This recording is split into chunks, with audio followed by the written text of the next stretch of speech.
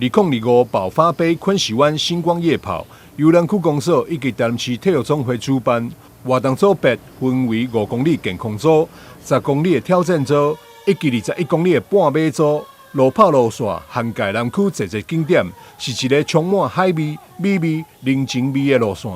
同时，为了吸引更侪民众参与，主办单位特别设计出多项精美的参赛礼，要来销送。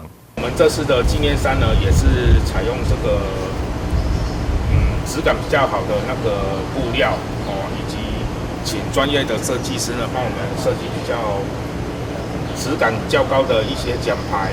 还有这次呢，有参加10K 跟21K，我们有赠送这个太阳眼镜，光这一只太阳眼镜就超过我们的报名费。然后我们的完赛礼21K 的完赛礼还有那个限定的斗篷，这个很贵。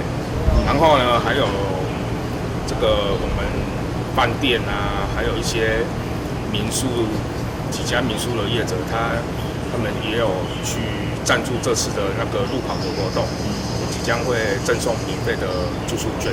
不止参赛礼吸引人，比赛沿路的补给站更准备了龙虾、蚵仔、大西瓜，为跑者补充体力。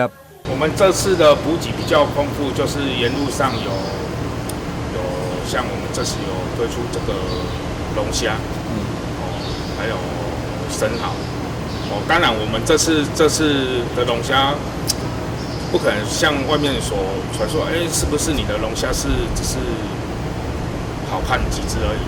是没有。如果我们只不过我们还有那个烤大虾，对，一定都会让跑者都吃到。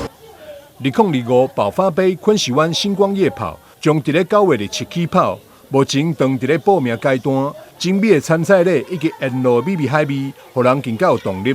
主办单位欢迎对马拉松赛事有兴趣的朋友赶紧来报名。台南新闻张秀维采访报道。